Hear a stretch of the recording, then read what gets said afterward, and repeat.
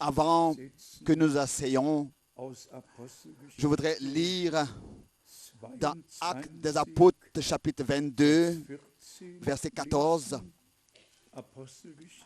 Actes des Apôtres, chapitre 22, verset 14. Il dit, le Dieu de nos pères t'a destiné à connaître sa volonté, à voir le juste et à entendre l'appel de sa bouche. Actes des Apôtres, chapitre 26, versets 18 et 22.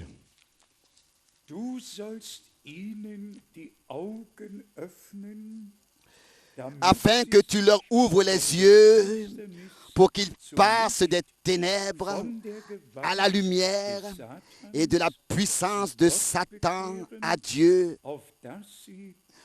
pour qu'ils reçoivent par la foi en moi le pardon des péchés et l'héritage avec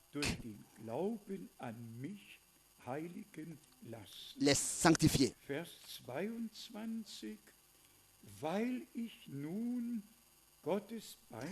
Verset 22. Mais grâce au secours de Dieu, j'ai subsisté jusqu'à ce jour, rendant témoignage devant les petits et les grands, sans m'écarter en rien de ce que les prophètes et Moïse ont déclaré devoir arriver. Romains, chapitre 3, verset 4.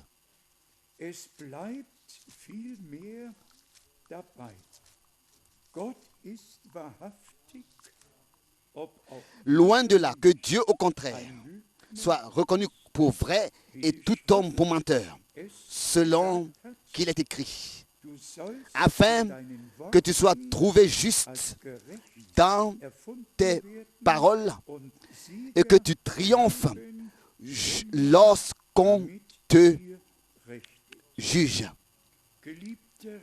Bien-aimé Seigneur, toi, Dieu éternel, nous avons aujourd'hui le même envoi, le même mandat, la même parole des prophètes, le même évangile de Jésus-Christ, le même enseignement des apôtres.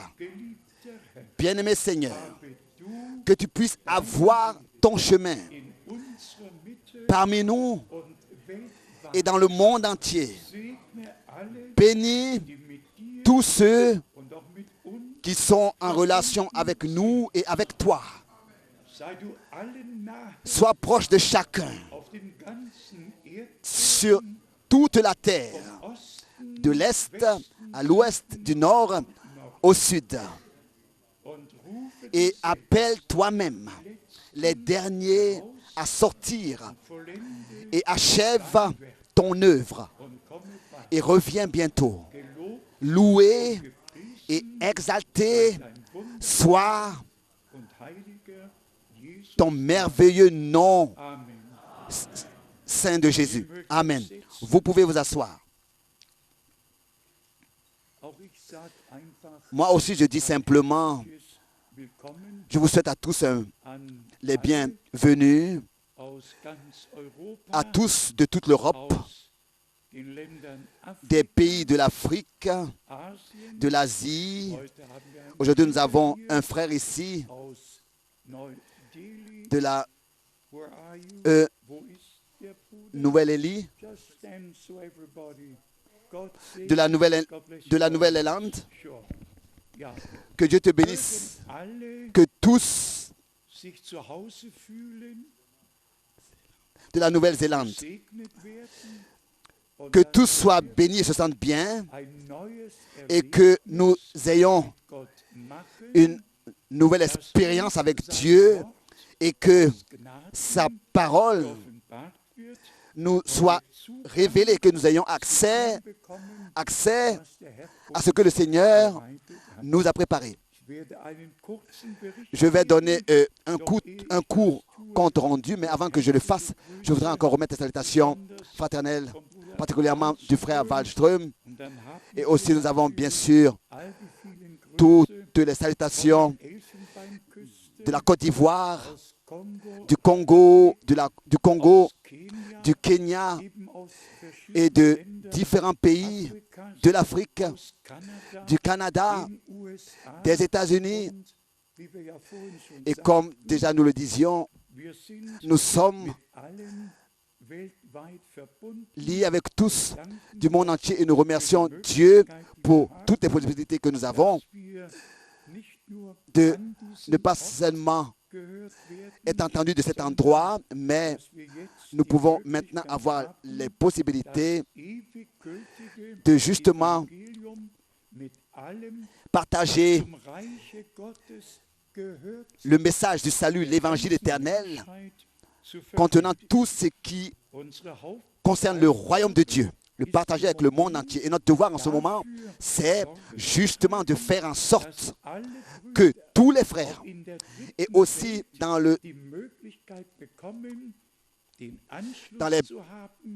que tous les frères donc aient la possibilité aussi d'avoir tout ce dont ils ont besoin pour pouvoir suivre en direct les prédications ici en direct. Alors nous demandons à tous d'avoir de la patience avec nous quand par exemple on chante en allemand ou bien on prie. Ayez de la patience avec nous. Mais c'est vraiment ainsi. Dieu a dans différents temps utilisé différentes langues et maintenant la parole du Seigneur n'est pas seulement apportée en langue allemande, mais dans toutes les langues et cela qui existe sous le ciel. Et nous souhaitons à nos frères, particulièrement du tiers-monde, qu'ils aient la possibilité aussi d'avoir tout ce dont ils ont besoin pour suivre nos réunions en direct.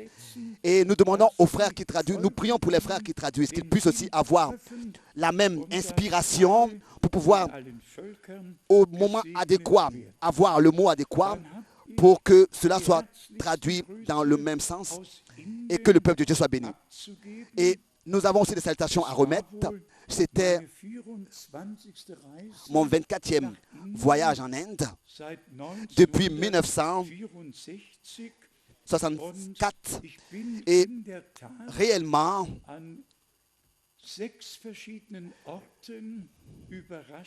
j'ai été étonné dans 6 différents endroits voyant le fruit le fruit de toutes ces années. Je pourrais mentionner les détails. J'ai rencontré des frères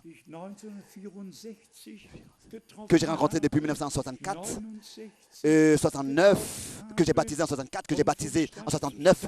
Et de ville en ville, c'était un peu différent. Mais partout, il y a eu du fruit.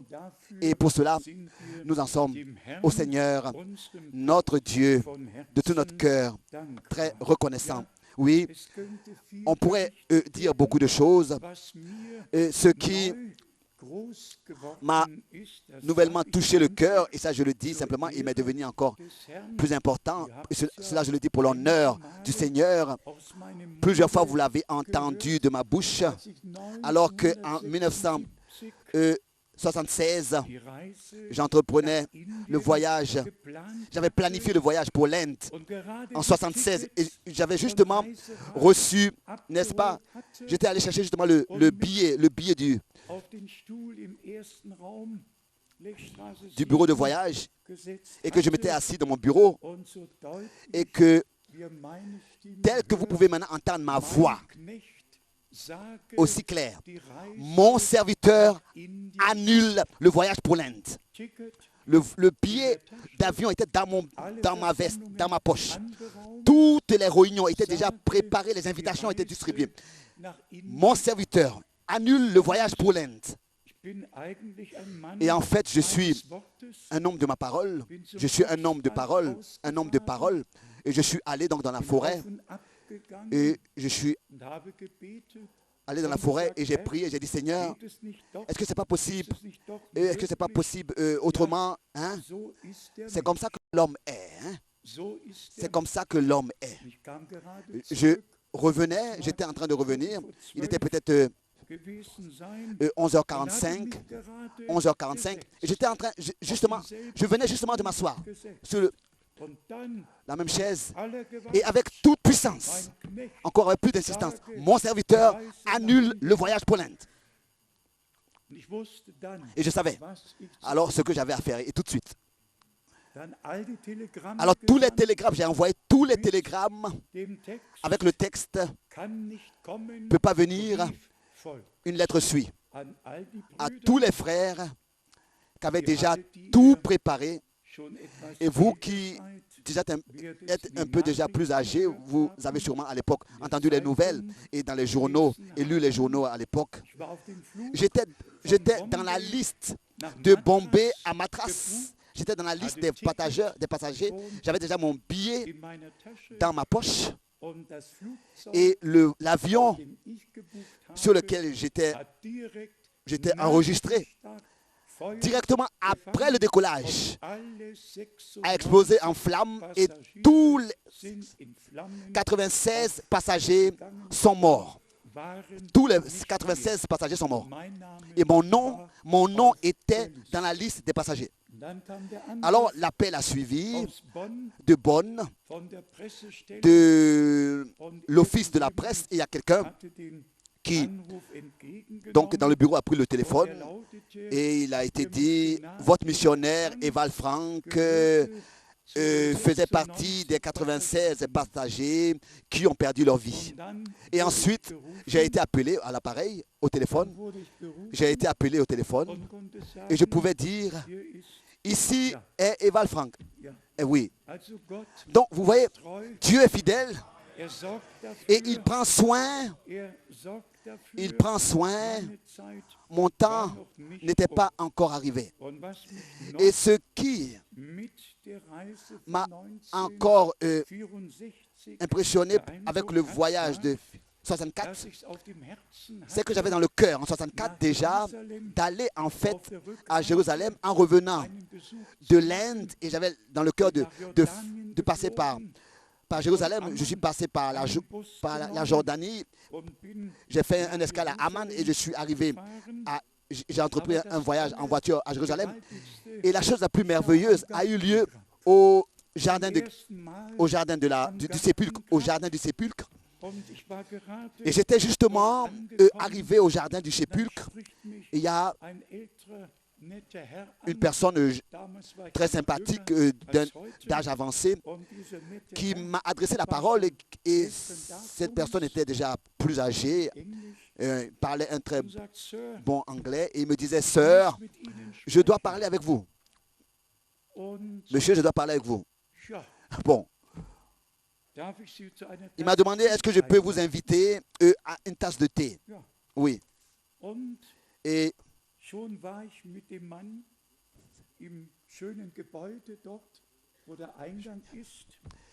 donc, nous sommes allés chez lui, nous avons bu une tasse de thé. Et la première question était, est-ce que vous connaissez un homme appelé William Branham?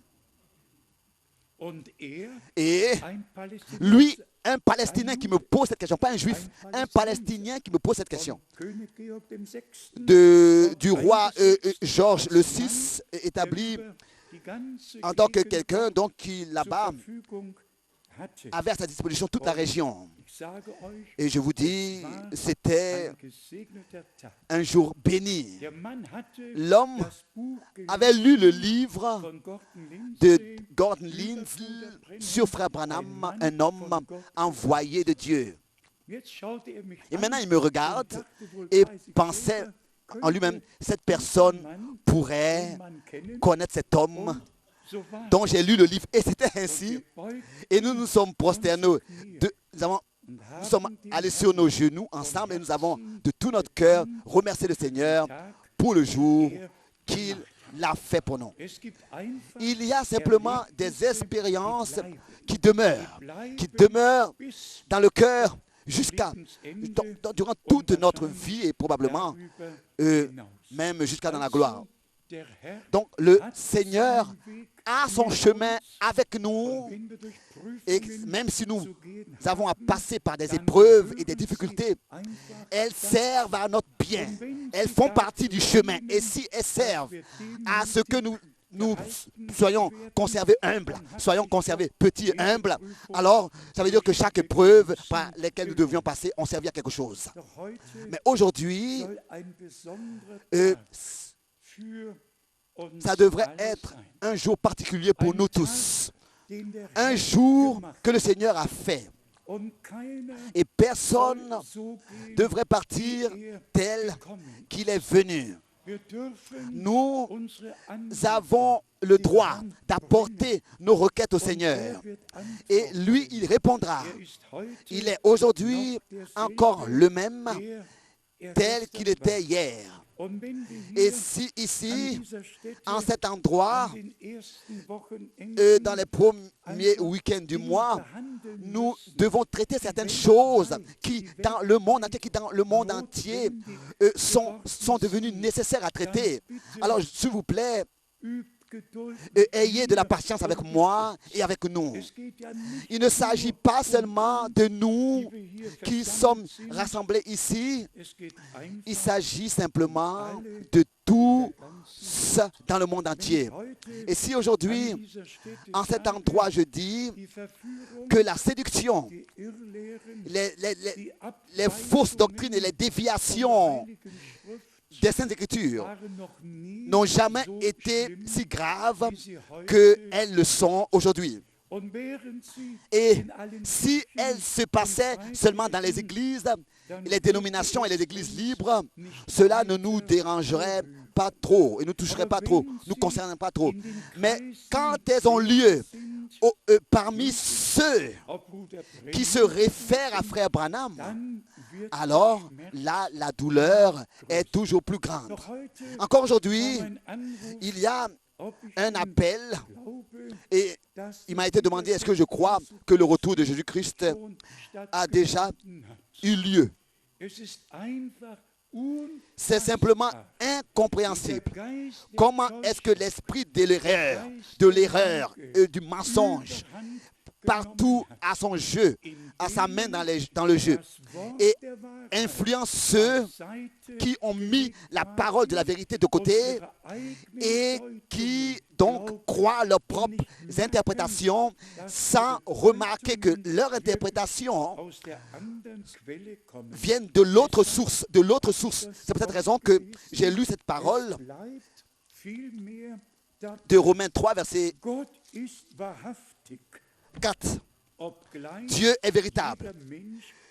Loin de là que Dieu, au contraire, soit reconnu pour vrai et tout homme pour menteur, selon qu'il est écrit. Et ça, c'est ce que nous avons lu de Paul. Il a seulement prêché ce qui pouvait être prêché. Nous lisons cela encore une fois. Dans Actes des Apôtres, le chapitre 26, la dernière partie du verset 22. Je rends témoignage devant les petits et les grands.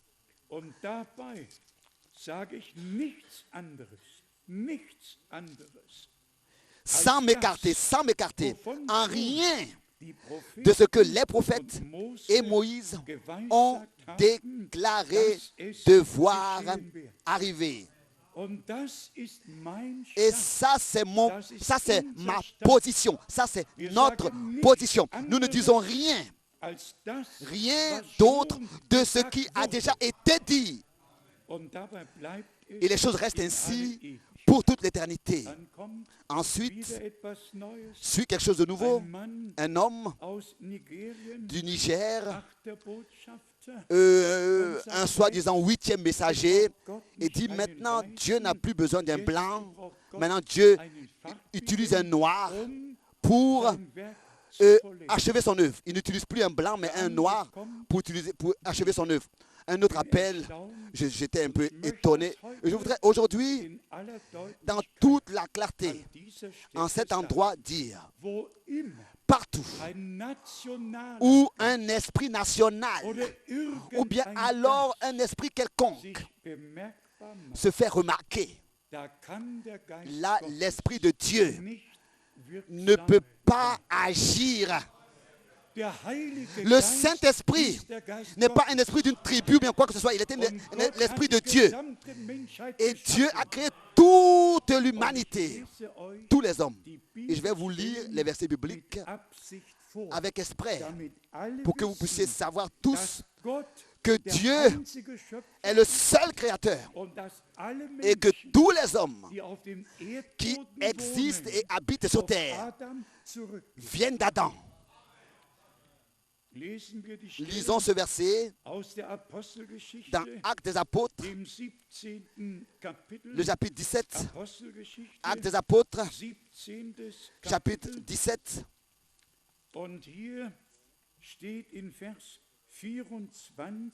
Verset 24 jusqu'au verset 26. Le Dieu qui a fait le monde et tout ce qui s'y trouve, étant le Seigneur du ciel et de la terre, n'habite point dans des temples faits de mains d'hommes. Il n'est point servi par des mains humaines comme s'il avait besoin de quoi que ce soit. Lui qui donne à tous la vie, la respiration et toutes choses. Maintenant arrive le verset que nous pouvons tous souligner. Lui, le Créateur, en allemand, lui, le Créateur, a fait tous les hommes sortir d'un seul sang, habitant sur toute la surface de la terre. Dites Amen. Amen. Toute la race humaine qui habite sur la terre, sur la surface de la terre. Lisons encore, continuons. Ayant, donc cela ramène à Dieu, retourne à Dieu, retourne à Adam, ayant déterminé la durée des temps et les bornes de leur demeure.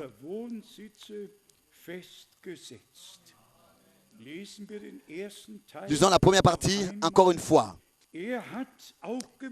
Il a fait que tous les hommes sortis d'un seul sang habitent sur toute la surface de la terre. Et encore une fois, Amen. Dans Genèse 6, nous avons la description de ce qui s'est passé alors que le mélange eut lieu, et nous avons le résultat en tant que déluge. Et en ce qui concerne le mélange, pour que, ainsi par le déluge, cela prenne fin, et à cela appartient Genèse, on doit lire cela, Genèse chapitre 7, 8, et on pourrait donc aller au chapitre 9, dans Genèse chapitre 9, à partir du verset 11 jusqu'au verset 13, j'établis, Genèse chapitre 9 à partir du verset 11, j'établis mon alliance avec vous. Aucune chair ne sera plus exterminée par les eaux du déluge. Et il n'y aura plus de déluge pour détruire la terre. Et Dieu dit, c'est ici le signe de l'alliance que j'établis entre moi et vous et tous les êtres vivants qui sont avec vous pour génération à toujours. J'ai placé mon arc dans la nuée et il servira de signe d'alliance entre moi et la terre. Ensuite, les versets 17 jusqu'au verset 19. Et Dieu dit à Noé, verset 17 maintenant, Genèse 9, verset 17. Et Dieu dit à Noé, tel est le signe de l'alliance que j'établis entre moi et toute chair qui est sur la terre. Maintenant, suit la chose la plus importante.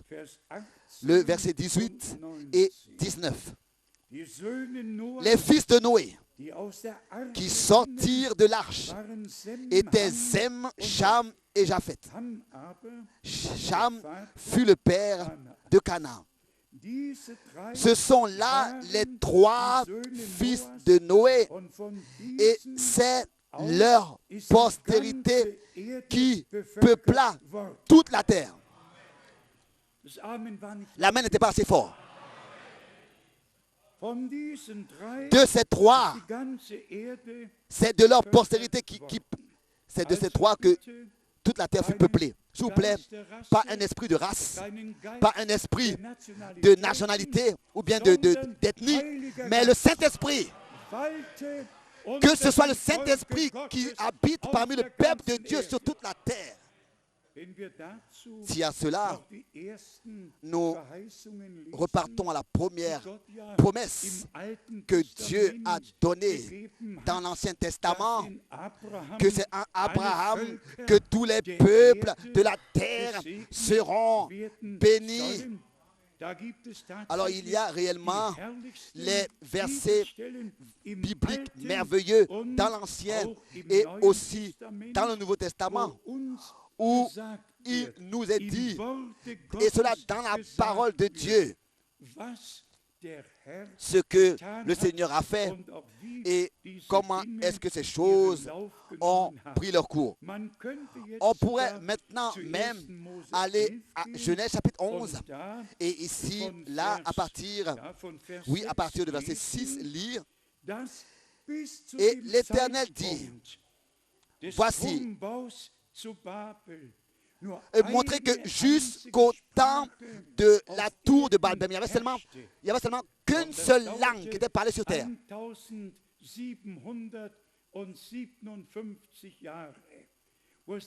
Et maintenant, il y avait eu justement d'Adam jusqu'à la tour de Babel, il n'y avait eu qu'une seule langue qui existait sur terre. Et le Seigneur, donc lui-même, prenait soin pour que la tour puisse tomber et que les langues, donc, soient confuses. Donc, d'Adam jusqu'à là, 1756 années. Et ensuite, on voit Actes des Apôtres chapitre 2. Actes des Apôtres chapitre 2, où 16 différentes nationalités à Jérusalem sont rassemblées et que la première prédication, et cela sous la conduite du Saint-Esprit, est tenue. Et alors, il y en a un qui parle à l'autre et il dit, est-ce que nous ne les entendons pas tous, chacun parler dans sa langue natale, parler dans notre langue natale? Cette personne qui parlait devant là-bas a parlé qu'une seule langue. Mais tous ceux qui étaient rassemblés ont compris la prédication dans leur langue natale. Perse et arabe et toutes ces langues qui sont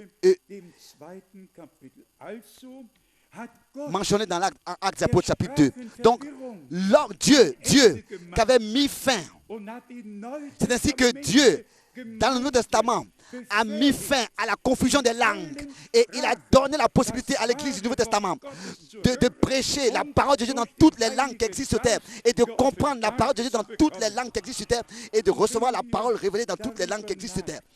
Et quand nous pensons à ces choses, que vraiment au commencement d'Adam, Il n'y avait qu'une seule, au commencement parlant de l'église primitive, il n'y avait qu'une seule langue, il n'y avait qu'un seul langage, il n'y avait qu'une seule pensée parmi les croyants dans 1 Corinthiens et dans les épîtres et dans la première église.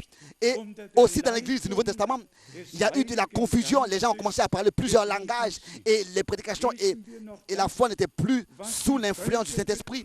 Donc il y a eu aussi une confusion de langage dans l'église du Nouveau Testament. Et lisons ce qui s'est passé dans Jérémie. Ici, l'homme de Dieu avait reçu le mandat, et cela en comparaison avec tous les autres prophètes. Lui, il devait être un prophète des peuples, un prophète pour les nations.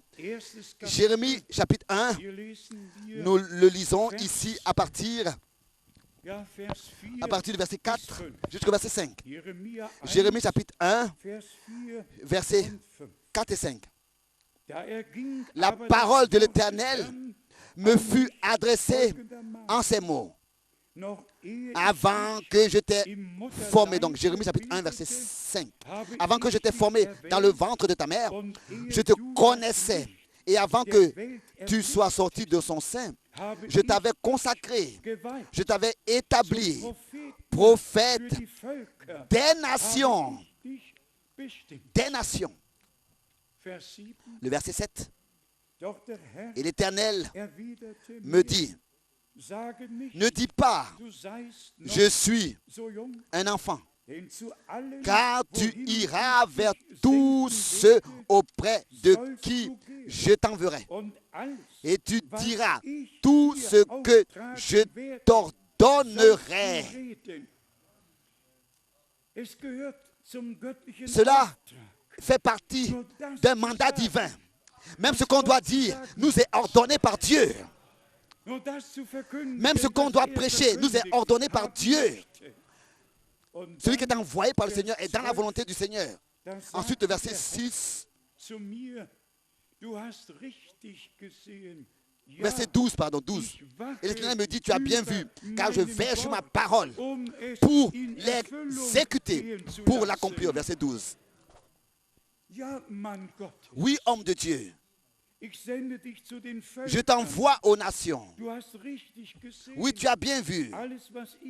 Tout ce que je t'ai dit, tu dois l'ordonner. Pardon, tu dois le dire. Tout ce que je t'ordonne, tu le diras. Tu diras tout ce que je t'ordonnerai.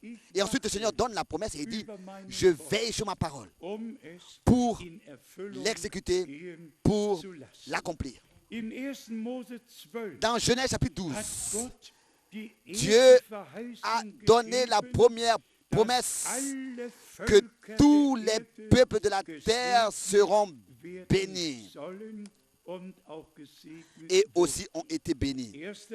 Genèse chapitre 12 et ici nous lisons le verset 3. Genèse chapitre 12 verset 3. Je bénirai ceux qui te béniront et je maudirai ceux qui te maudiront. Et toutes les familles de la terre seront bénies en toi. Toutes les races de la terre. Et si je me rappelle bien, bien-aimés frères, il y a 16 langues seulement en Inde, mais combien de centaines de dialectes. Il y a différentes tribus, toutes les différentes tribus ont leur propre langue. Et Dieu ici a dit qu'en toi seront bénies toutes les races de la terre, toutes les familles de la terre. Et cela dans toutes les langues, dans tous les peuples. Dieu a son peuple élu. Allons directement au point culminant dans l'Apocalypse, le chapitre 5, où ensuite il nous est dit qui sont ceux qui appartiennent aux élus, ceux qui appartiennent au troupeau qui sera achevé et préparé. Ici dans Apocalypse, le chapitre 5, nous lisons ici le verset 9 et le verset 10. Et ils chantaient, Apocalypse 5, verset 9, 9 et 10, ils chantaient un cantique nouveau en disant, tu es digne de prendre le livre. Tu es digne de prendre le livre et d'en ouvrir les sceaux, car tu as été immolé et tu as racheté pour Dieu par ton sang des hommes de toute tribu, de toute langue, de tout peuple et de toute nation. Ça, c'est le troupeau racheté, achevé, achevé, qui par le sang de l'agneau, de tous les peuples, les langues et les nations, a été racheté. Verset 10.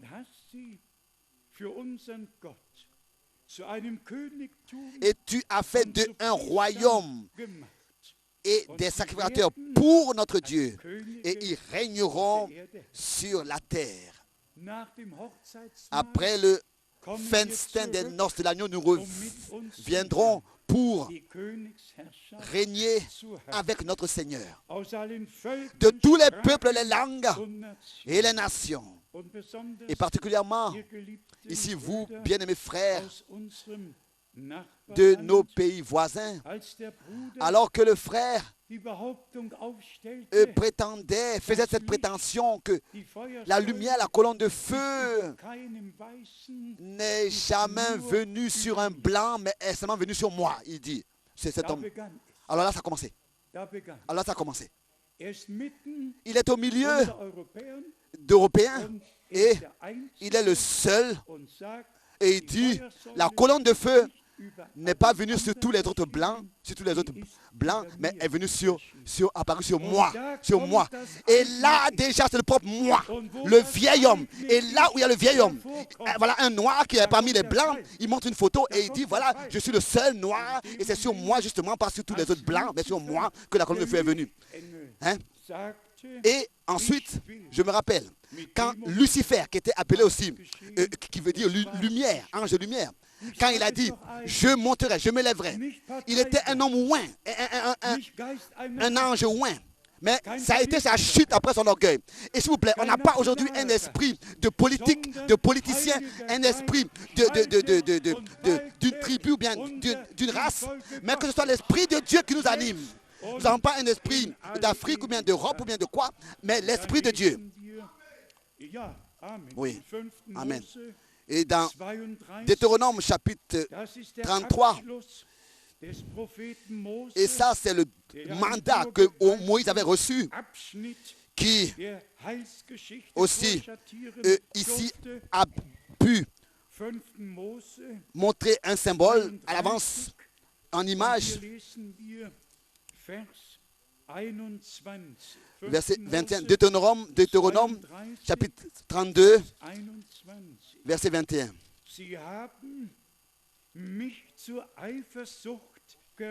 Deutéronome 32, verset 21. Ils ont existé par jalousie. Ils ont excité ma jalousie par ce qui n'est point Dieu. Ils m'ont irrité par leurs vaines idoles. Et moi, j'exciterai leur jalousie par ce qui n'est point un peuple. Je les irriterai par une nation insensée. Et avec cette parole, on doit tout de suite aller au prophète Osée, pour savoir ce que Dieu, par le prophète, a dit là-dessus. Osée, chapitre 2, et ici nous lisons, à cause du contexte, tout le premier verset, Osée, chapitre 2, verset 1. Cependant, le nombre des enfants d'Israël sera comme le sable de la mer, qui ne peut ni se mesurer, ni se compter. Et au lieu de leur dire, vous n'étiez pas mon peuple, on leur dira, fils du Dieu vivant.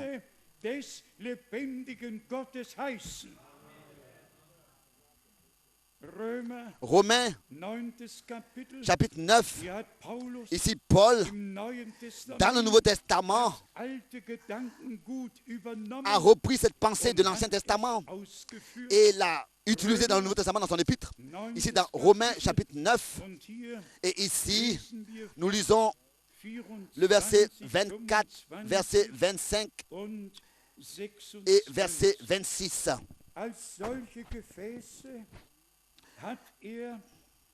Ainsi, il vous a appelé non seulement d'entre les Juifs, mais encore d'entre les païens.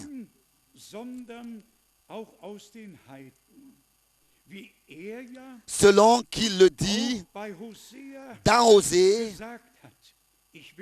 j'appellerai mon peuple, celui qui n'était pas mon peuple, et bien-aimé, ceux qui n'étaient pas la bien-aimée. Et maintenant suit la chose importante. Et là où on leur disait,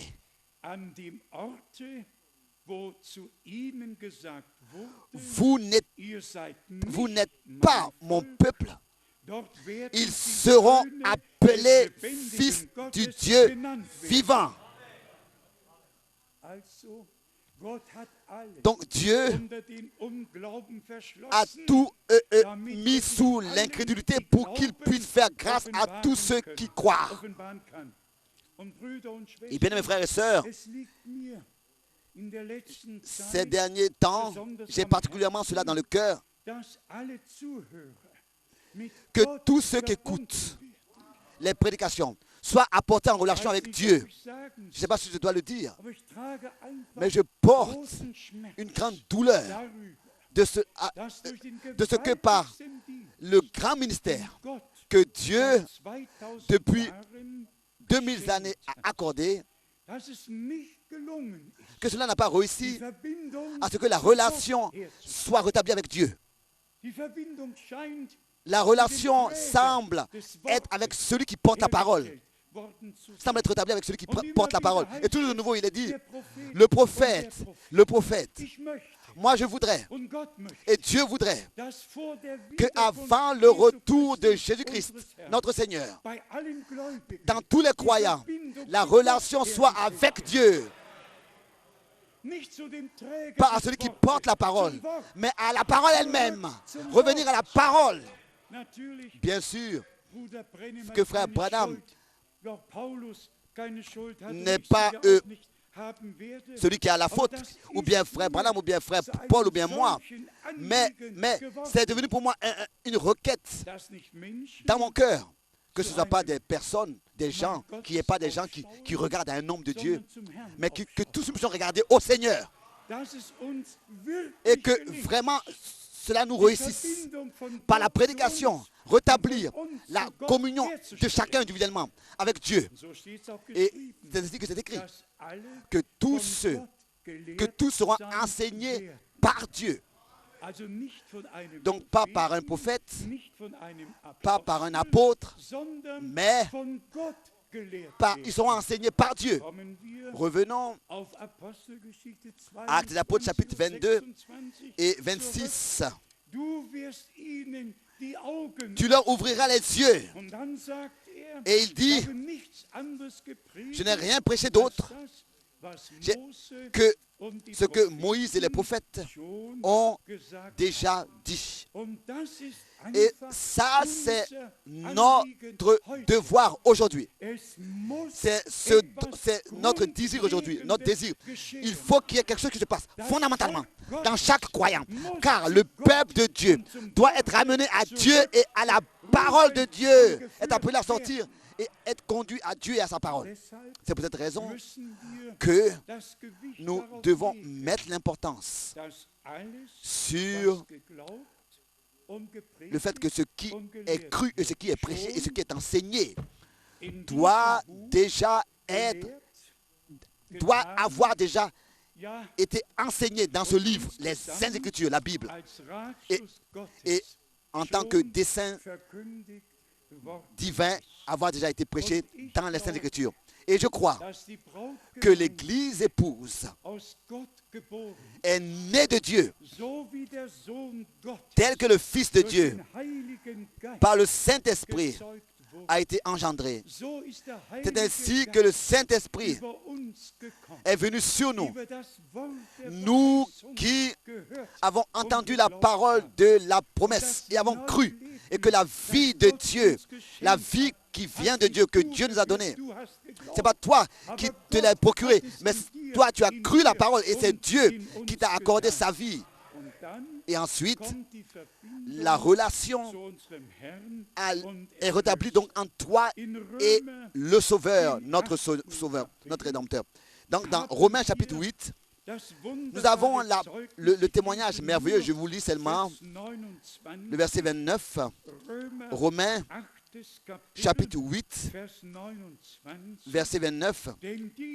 Car ceux qu'il a connus d'avance, il les a aussi prédestinés à être semblables à l'image de son Fils, afin que son Fils soit le premier-né de beaucoup de frères. Dieu ne fait pas quelque chose à moitié. Quand il commence quelque chose, il achève. Et notre Seigneur et Rédempteur est venu dans un corps de chair. Il a été manifesté dans la chair. La parole devint chair et a habité parmi nous pour payer le prix justement pour notre rédemption, pour que à la fin, dans l'achèvement, dans la perfection, nous soyons transformés à l'image du Fils de Dieu. Oh, quelle vocation céleste merveilleuse! Quelle grâce Dieu nous a accordée.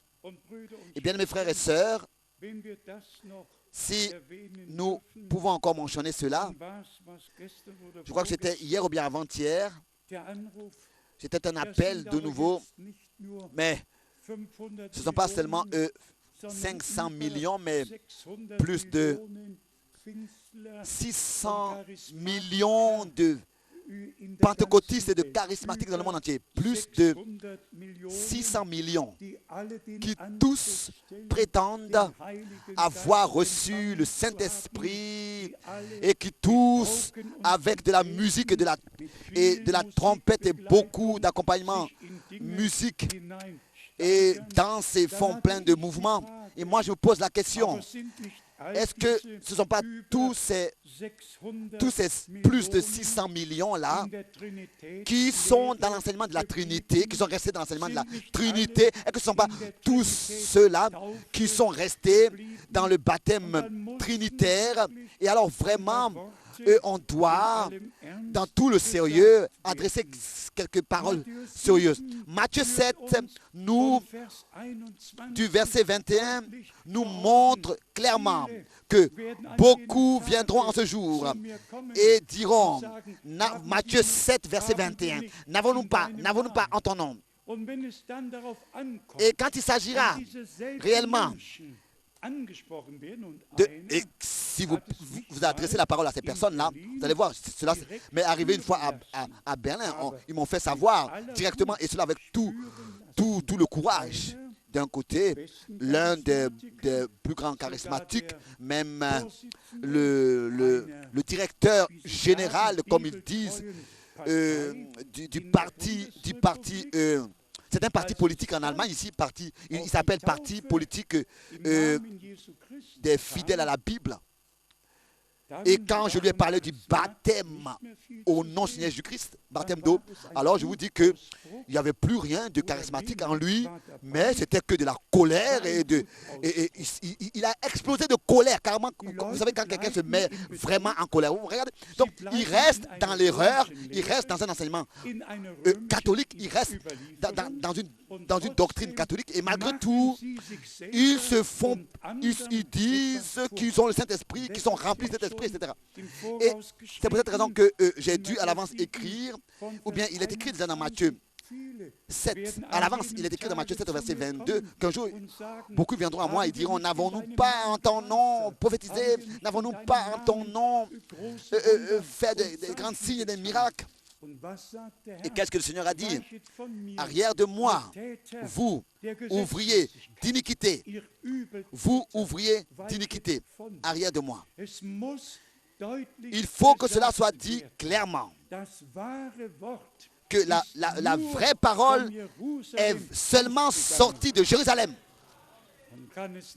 Et cela peut être lu, je me suis noté cela, dans l'Ancien Testament. Il est parlé du seul Dieu qui est unique.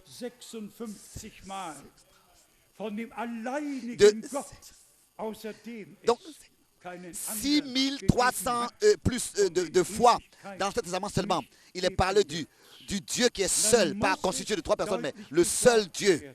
Et il faut dire, et cela clairement, que c'est depuis le concile de Nicée que les païens ont infiltré dans le christianisme leur croyance. Ils ne connaissaient ni l'Ancien ni le Nouveau Testament.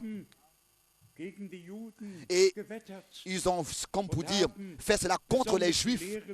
Et ils ont inventé particulièrement la doctrine de la Trinité, qui a été inventée contre les Juifs, qui était inventée contre les Juifs qui, eux, pouvaient croire à un seul Dieu, constitué d'une seule personne. Et c'est comme ça qu'ils ont commencé à... Mais nous ne voulons pas rentrer dans les détails, mais nous avons compris une seule chose, c'est que le soutien que tous ceux qui appartiennent à l'Église épouse doivent être appelés à sortir de tout avant que cette union satanique soit achevée. Et nous devons revenir, nous devons être ramenés à la foi et à la pratique des apôtres. Dieu ne va pas accepter un mélange. Ce n'est pas possible. Lavé dans le sang de l'agneau, sanctifié dans la parole de la vérité, scellé du Saint-Esprit pour le jour de notre rédemption. Et si nous ajoutons encore à cela l'Ancien Testament, où Dieu a donné des promesses et montrant ce qui allait se passer, nous avons souvent, en cet endroit, eu à parler de cela. Il s'agit de la semence divine elle-même, qui elle seule peut servir le Seigneur. Tous les autres vont marcher sur leur propre voie. Mais la race de Dieu, la postérité du Seigneur, la semence du Seigneur, la semence de Dieu, vont servir le Seigneur. Mais tous les autres, dans les églises types et les dénominations, vont continuer à faire et croire et pratiquer ce qu'ils veulent. Seulement ceux qui ont été appelés à sortir de tout ce qui ne vient pas de Dieu vont prêter l'oreille à l'appel qui retentit maintenant et ne vont pas consulter la chair et le sang. Imaginez-vous qu'il y a quelqu'un qui écoute la prédication d'aujourd'hui, que Dieu vraiment est qu'un seul. Et que cette personne va ensuite au prochain pasteur ou bien prédicateur. Et vous savez ce que ce pasteur-là va lui dire tout de suite. Ils le disent tous à leurs fidèles qui viennent à eux. C'est la même réponse qu'ils donnent à tous les fidèles qui viennent à eux avec cette question. Alors, ils diront, mais est-ce que vous n'avez pas lu Genèse, chapitre 1, verset 26? Est-ce que tu n'as pas lu où il est écrit, faisons l'homme à notre image au pluriel? Et alors là, ils mélangent tout jusqu'à que là, ils font apparaître tout d'un coup les 3 personnes dans Genèse 1, verset 26. Est-ce qu'un prophète, est-ce qu'un apôtre a déjà utilisé ce verset-là de Genèse 1, verset 26 pour en faire une doctrine de la Trinité? Non. Et encore une fois, non. Mais ça, c'est justement le premier verset que chaque pasteur, que chaque prêtre, que chaque prédicateur, que chaque évangéliste, que chaque charismatique déjà a déjà sur la langue quand un fidèle vient à eux. Laissons-nous faire, faisons l'homme, faisons l'homme. Moi, à leur place, je continuerai à lire le verset. J'irai dans Genèse aussi, chapitre 11, où Dieu le Seigneur a dit, descendons, descendons. À leur place, je continuerai même à lire dans Genèse chapitre 18, où le Seigneur, avec deux anges, accompagné de deux anges, visite Abraham. Et Abraham voit trois personnes venir à lui. Il leur lave les pieds. Et ensuite, il a préparé le repas pour eux. Il a fait immoler un animal. Il a laissé faire des gâteaux. Et ensuite, les deux anges ont continué. Les deux anges ont continué à Sodome. Sont arrivés le soir à Sodome. Et mais c'est le Seigneur qui est resté avec Abraham. Le Seigneur. Je l'ai déjà dit ici, ou bien alors le dernier dimanche, à Zurich, ou bien alors à Salzbourg. Je ne sais plus où est-ce que je l'avais dit. Mais il y a Stuttgart, sur la Cannstatten-Vasen, dans une grande tente. J'ai traduit un évangéliste américain et subitement, cet évangéliste-là dit, dans Genèse, chapitre 18, il y a quelque chose de merveilleux qui s'est passé. Là, c'est la Sainte Trinité qui vint à Abraham. La Sainte Trinité. Et tel que frère Franck peut être, j'ai dit à haute voix en tant que traducteur, j'ai dit à haute voix dans le microphone, ça je ne le crois pas. Vous pouvez bien vous imaginer en traduisant ce qui s'est passé dans la tente alors. Mais c'est incroyable, les interprétations, on ne peut plus les supporter. L'esprit de la vérité nous conduit dans la parole de la vérité. Et tout le reste sont des interprétations inventées par les hommes. Vous pouvez tous lire Job 38 à partir du verset 4 et du verset 7. Job 30, que tous les anges étaient présents quand Dieu a créé la terre. Vous pouvez continuer à lire dans le prophète. Oui, Ésaïe, chapitre 6. Vous pouvez continuer à lire dans Ézéchiel, le premier chapitre. Il peut continuer encore à lire auparavant ce que Michée a expérimenté, a entendu et a vu du temps de Josaphat. Michée a vu le Seigneur sur son trône et il a vu l'armée céleste à sa droite et à sa gauche. Et il a même entendu l'entretien qui s'était passé au ciel entre le Seigneur et les anges. Qui ira pour séduire Akab? Tout cela s'est passé. Le Seigneur a toujours été environné d'anges et d'armées célestes dans tout l'Ancien Testament. C'est peut-être raison que nous ne permettons aucune interprétation. Mais il est nécessaire d'avoir la conduite et la révélation et l'inspiration du Saint-Esprit pour comprendre tous ces versets bibliques et voir comment est-ce qu'ils se complètent et comment est-ce qu'ils s'harmonisent ensemble et les revoir confirmés dans le Nouveau Testament. Bien, mes frères et sœurs, ne sont pas des gens qui ont suivi des fables habilement conçues. Nous ne vous avons pas égaré, mais c'est de l'égarement que nous vous avons fait ramener, que nous vous avons ramené dans la parole de Dieu, et cela par la grâce de Dieu. Et tous, vous avez le droit vous-même de lire la Bible pour voir si ce qui est prêché est exact. Exact. Vous-même, vous avez le droit et vous avez le devoir d'examiner les Écritures, car c'est ainsi que c'est écrit dans Apocalypse chapitre 2.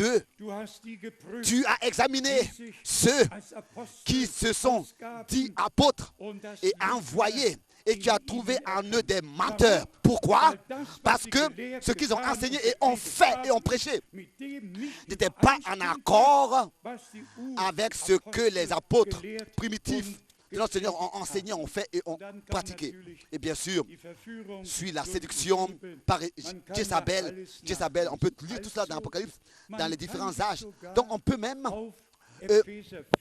se mentionner de Éphésiens 4, verset 11, et malgré tout, ne pas avoir une part réelle à ce qui est écrit là. Et je voudrais très rapidement mentionner cela. Dans Éphésiens, le chapitre 4, nous avons, n'est-ce pas, ce qui concerne les ministères dans l'Église.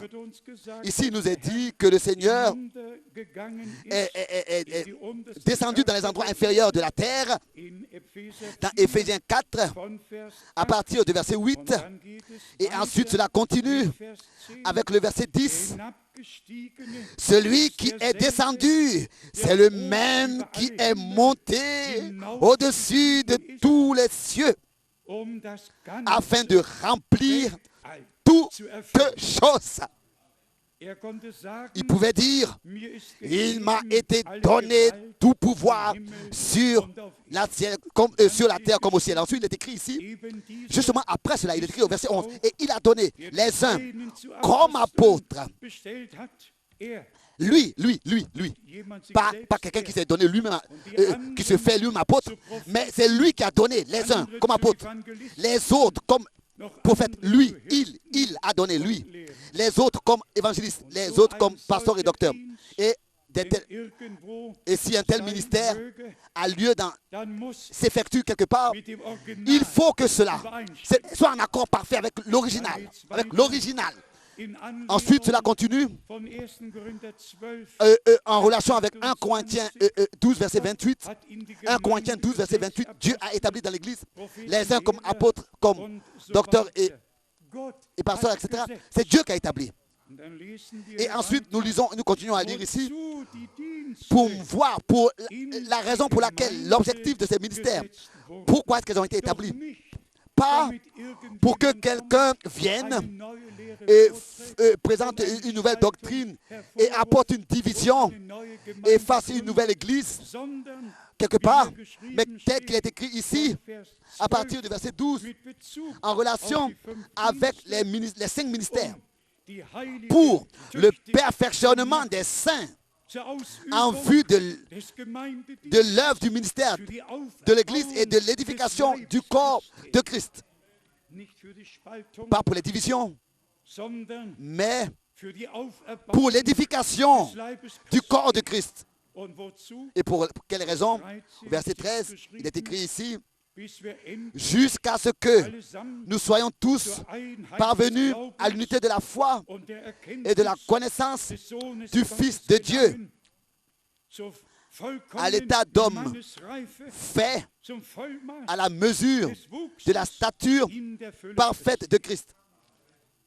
Nous avons besoin de tels ministères pour l'édification de toute l'Église, toutes les églises aussi qui sont locales, d'un caractère local, etc. Les églises aussi doivent aussi, donc de caractère local, doivent aussi expérimenter cette édification jusqu'à l'achèvement, jusqu'à la stature de l'homme parfait, et doivent être amenés à la connaissance du Fils de Dieu et à l'unité de la foi et de la connaissance du Fils de Dieu, comme c'est écrit ici dans Éphésiens 4. Ensuite, directement le verset 14 avec quelque chose de très important au verset 14 tout de suite. Car nous ne devons plus être des enfants,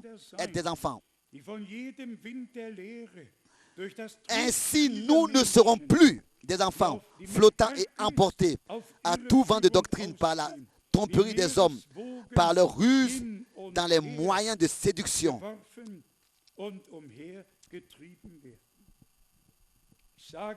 Je le dis avec une grande douleur.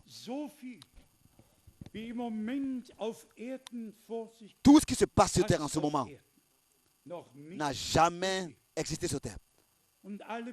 Et tout se réfère à ce que Dieu a fait dans notre temps. Et tous, je voudrais presque tous, prétendent que le ministère du prophète n'est pas complètement achevé et que le prophète va revenir et enseigne librement et ouvertement que la résurrection de ceux qui se sont endormis en Christ aura lieu quand la fissure donc de la côte de Los Angeles aura lieu. Qu'est-ce que moi j'ai à faire à cela?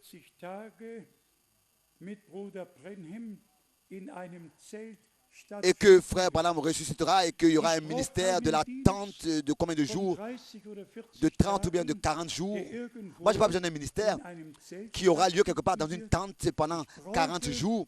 Moi, j'ai besoin des Saintes Écritures pour mon orientation, pour savoir que Dieu lui-même achèvera son œuvre telle qu'il a achevé l'œuvre de la création. Et que ce n'est pas un prophète, mais que c'est le Seigneur lui-même qui fera la fin.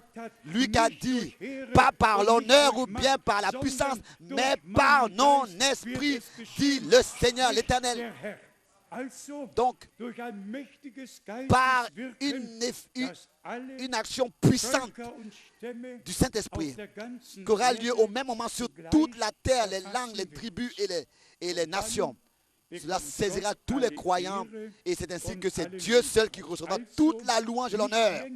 Donc, s'il vous plaît, il est écrit ici de ne pas se laisser flotter et emporter par tout vent de doctrine. Et des vents de doctrine, il y en a beaucoup en ce moment, pas seulement des vents, mais il y a certains vents qui sont devenus même des tourbillons de tempête. Hein, et ça commet beaucoup de dégâts quand ça passe. Mais nous sommes reconnaissants au Seigneur de ce que nous n'avons pas honte de la parole de Dieu. Et nous disons encore une fois, et cela de tout notre cœur, Dieu seul est vrai. Dieu seul est vrai. Et seulement la parole de Dieu est vraie. Et tout ce que les apôtres et les prophètes, aussi dans l'Ancien et le Nouveau Testament, ont dit, ont écrit, cela nous le respectons, cela nous le croyons, et cela va s'accomplir tel que Dieu l'a dit ainsi. Nous avons besoin de personne qui vient encore nous interpréter quoi que ce soit. Mais nous avons reçu la signification des Saintes Écritures par la grâce de Dieu.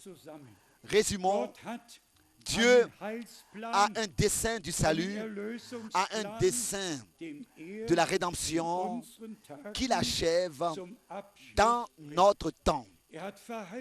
Il a donné des promesses et il veille sur sa parole pour l'accomplir.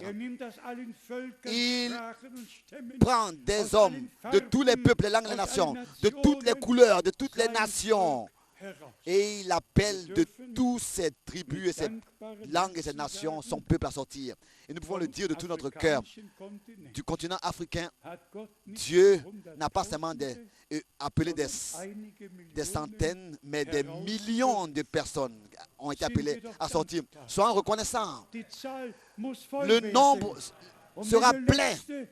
Et quand le dernier sera appelé à sortir, alors les trompettes retentiront et la voix de l'archange se fera entendre et les morts en Christ ressusciteront premièrement. Et s'il est dit que ils vont apparaître à ceux qui sont restés vivants, saints, et leur diront bonjour. Non, ça je ne le crois pas. Je crois que la résurrection a lieu et que tout de suite la transformation de ceux qui sont restés vivants en Christ a lieu et que tel qu'il est écrit, en un clin d'œil,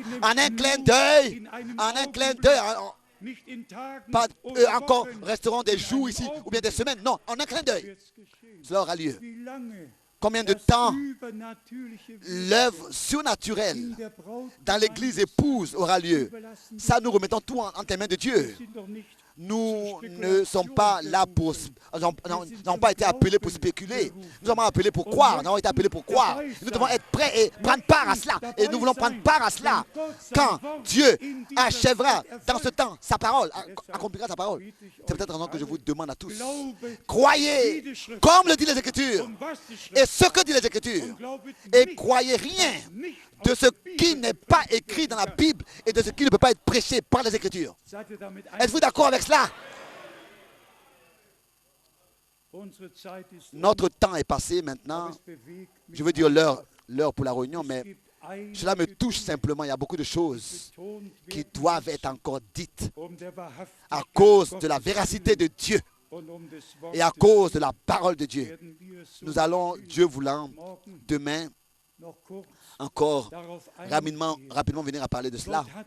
Dieu ne nous a pas laissés dans l'inclarté, dans l'ignorance, mais il nous a révélé sa parole et tout ce qui a été révélé à Frère Branham, il nous l'a révélé et cela en accord avec la parole, il nous l'a montré en accord avec la parole.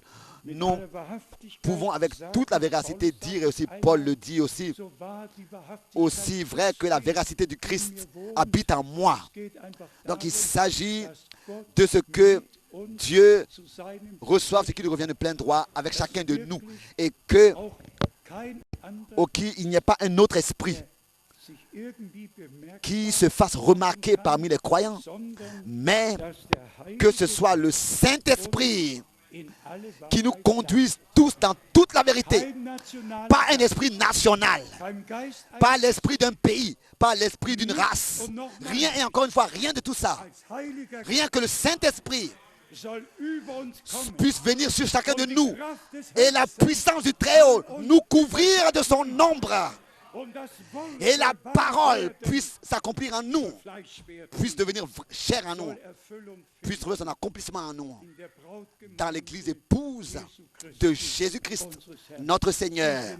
Êtes-vous pas reconnaissant de ce que Dieu, aussi maintenant, de tous les peuples, appelle à sortir?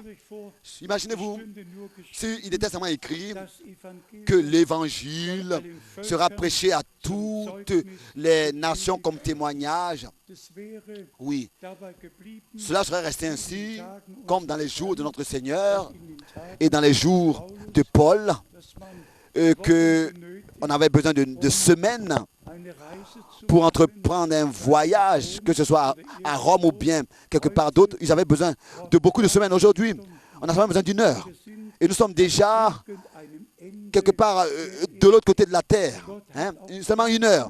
Dieu aussi a pris soin pour ça. Je le dis maintenant avec esprit.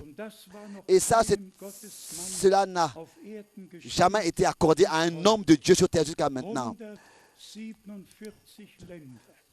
147 pays que mon pied ont foulé pour prêcher la sainte et précieuse parole de Dieu, l'évangile éternel, la parole merveilleuse de Dieu. Je n'ai pas besoin de ces 12 000 prédications. Je n'ai pas besoin de corriger ou bien de reprendre quelque chose que j'ai dit, car j'ai seulement dit tout ce que Dieu avait déjà dit dans sa parole. Je suis reconnaissant, très reconnaissant au Seigneur de ce qu'il a veillé sur moi, mis sa main sur moi, et comme avec le prophète Jérémie, tout ce que je t'ordonnerai, tu dois le dire. Et c'est ce que je fais aujourd'hui. Alors que le Seigneur me disait, je t'enverrai de ville en ville pour prêcher ma parole. Cela reste saint et encore une fois saint. Pas une propre doctrine ou bien des propres pensées, mais la sainte et précieuse et pure parole de Dieu. C'est elle qui est prêchée telle que le Seigneur l'a ordonné avec une voix audible, puissante.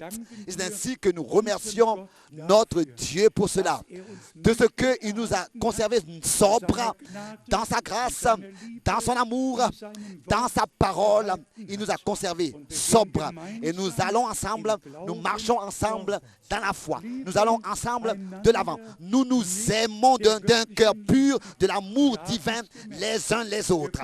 Nous avons remarqué que nous pouvons de toutes les langues, les peuples et les nations être ensemble. Et nous sommes un seul cœur et une seule âme dans la gloire. C'est ainsi que nous l'avons lu dans Apocalypse chapitre 5. Nous serons aussi tous ensemble auprès du Seigneur, de tous les peuples, les langues et les nations, les tribus et les nations. Notre Seigneur notre Dieu est un grand Dieu. Il s'est révélé à nous en Jésus-Christ, notre Seigneur. Lui qui est Dieu au-dessus de tout, glorifié pour toute éternité. Amen. Nous avons reçu cela révélé. Et auprès de Dieu, tout a lieu seulement par révélation. Sans révélation, il n'y a rien qui se passe avec Dieu. Tout est sur la base de la révélation. La vraie foi est une révélation et est toujours liée à la promesse que Dieu nous donne dans notre époque. Est-ce que je dois encore répéter cette phrase? La vraie foi est une révélation en relation avec la promesse que Dieu nous a donnée dans notre époque. Donc, croyons les promesses pour ce temps présent et c'est ainsi qu'elles nous seront révélées par le Saint-Esprit et que par cette révélation, nous recevons personnellement la relation avec Dieu. N'oubliez pas cela. La prédication est tenue pour justement vous amener en communion avec Dieu. En relation personnelle avec Dieu. En relation personnelle avec Dieu. Tel que c'est écrit, il ne voyait plus personne en dehors de Jésus-Christ seul. Même sur la montagne de transfiguration, il y avait Moïse et Élie. Et Pierre voulait même faire 3 tentes. Et quand alors tout était terminé et que la voix de cette nuée surnaturelle s'est fait entendre subitement, Moïse n'était plus là, n'était plus à voir. Élie non plus, n'était plus à voir. Seulement Jésus-Christ était visible. Alors, le Seigneur veut nous ramener dans cet état. Où nous ne disons pas, oui, celui-ci, mais celui-là. Non, mais nous sommes tous, nous voyons seulement que Jésus-Christ qui marche parmi les 700 liers d'or, qui parle avec nous et qui nous révèle sa parole et nous révèle sa volonté. Et c'est ainsi que tel que cela a été dit à Paul, je t'envoie aux nations pour que tu puisses, par ta prédication de la parole, leur ouvrir les yeux. Par la prédication de la parole de Dieu. Car l'homme qui croit la parole, il reçoit les yeux ouverts sur le mensonge et sur tout ce qui ne vient pas de Dieu. Alors on pourrait même dire, bienheureux sont vos yeux parce qu'ils voient, bienheureux sont vos oreilles, bénis sont vos yeux parce qu'ils voient, bénis sont vos oreilles parce qu'ils voient. Est-ce que Dieu vous a béni? Il a béni vos oreilles, il a béni vos yeux, il a béni votre cœur, il vous a béni. Alléluia. Loué et loué soit le Seigneur, notre Dieu, maintenant et dans toute éternité. Amen. Amen. Nous nous levons.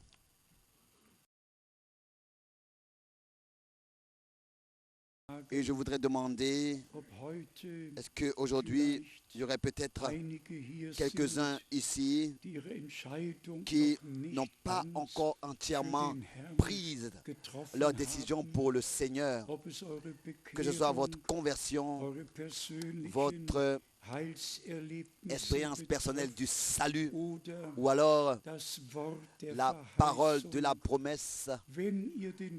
Si vous avez ce souhait de marcher tout le chemin avec Dieu, le chemin de la foi, le chemin de l'obéissance avec le Seigneur et que vous ressentez qu'il y a encore quelque chose qui vous retient, nous voulons prier pour vous, avec vous, croire avec vous, croire pour vous, car le temps est sérieux. Le Seigneur appelle les derniers à sortir et tous ceux qui ont des problèmes particuliers, ça n'a pas d'importance, que ce soit dans le couple, dans la famille, au travail, quoi que ce soit.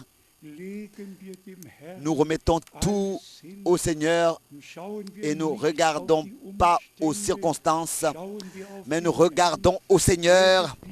C'est lui qui peut ordonner à la tempête et aux vagues et elles se calment et il ferait un chemin là où il n'y a même pas de chemin. Il peut fendre la mer Rouge, il peut fendre le Jourdain, il peut faire sortir de l'eau du rocher. Il peut faire tout et rien lui est impossible. Et c'est en lui que nous voulons mettre notre confiance dans toutes nos difficultés.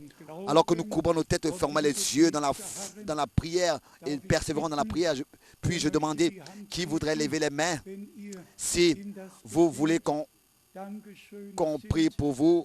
Merci, merci, merci. Oui, partout des mains se lèvent. Oh Dieu, ta parole n'est pas revenue sans effet. mais elle produit l'effet pour lequel tu l'envoies.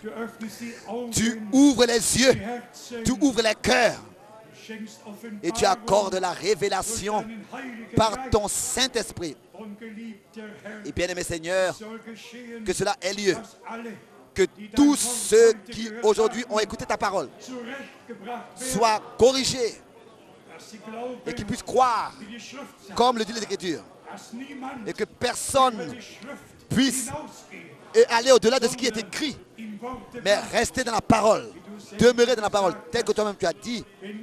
Si vous demeurez en moi et que mes paroles demeurent en vous, et tu as dit, sanctifie-les dans ta vérité, ta parole est la vérité.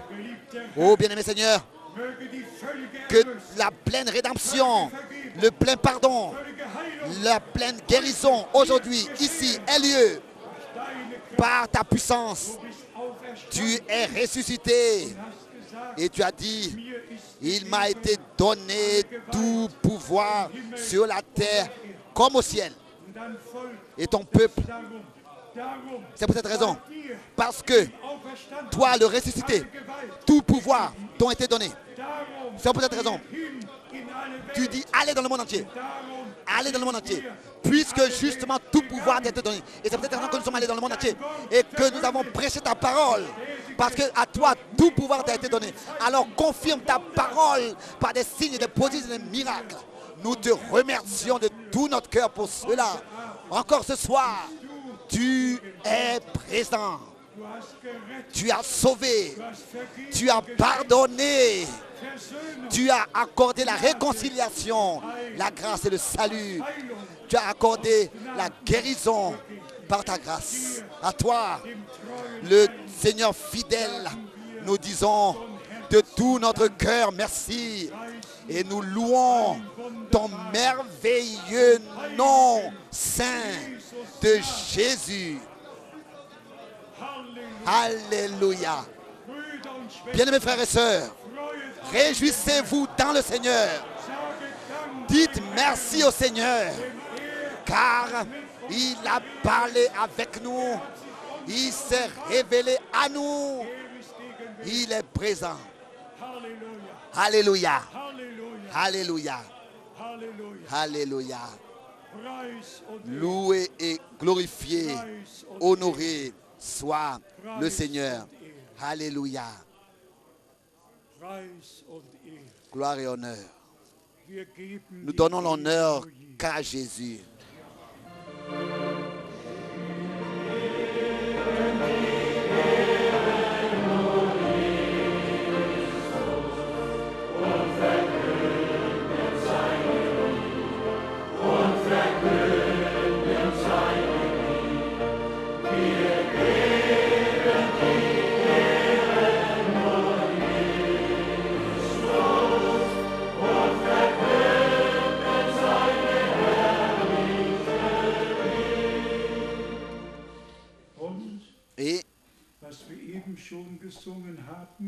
Et ce que nous avons chanté concernant le cantique 28, encore une fois, le dernier verset. Louange, honneur et gloire te soient apportés pour toujours à toi l'agneau qui nous a rachetés du péché. Chantons encore ce cantique.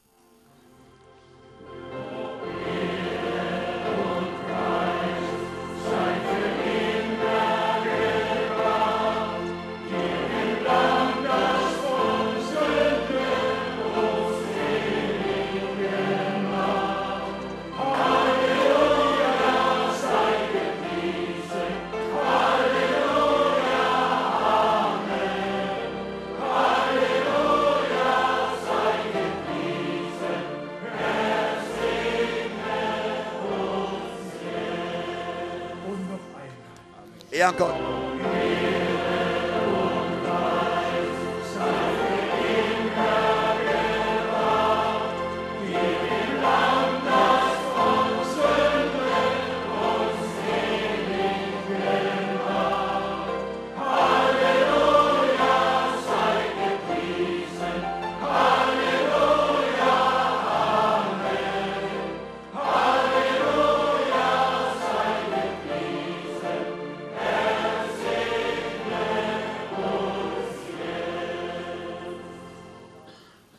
Der Herr, Bien-aimé Seigneur, du ewig treuer Gott, toi Dieu éternel, wir danken dir, nous te remercions dass du gesegnet de ce que hast. tu as béni.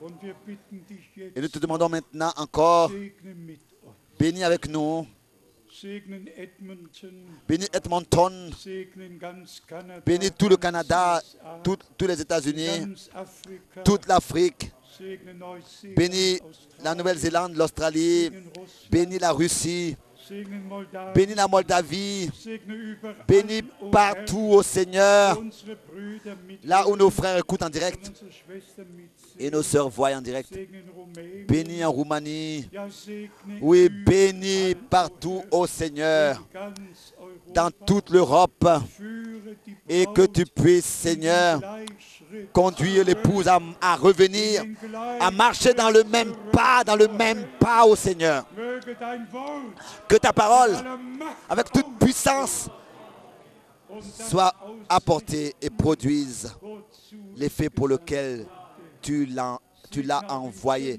Bénis aussi au Chennai, qui écoute maintenant en direct. segne Nairobi, Bénis à Nairobi. segne überall, Bénis partout, ô Dieu.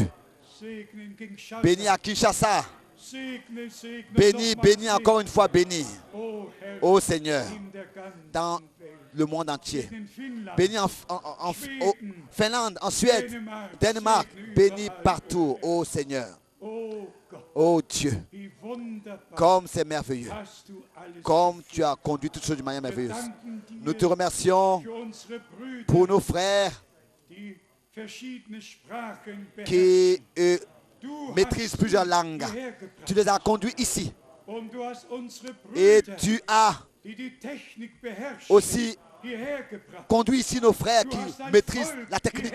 Tu as conduit ton peuple ici damit dein Wort pour que ta verkündigt parole soit prêchée, peut être prêchée, Alles hast puisse du être prêchée. C'est getan. toi qui as fait toutes ces choses. Wir geben Nous dir donnons à die toi Ehre seul l'honneur und sagen et disons nochmals encore une fois, ein Halleluja. Alléluia.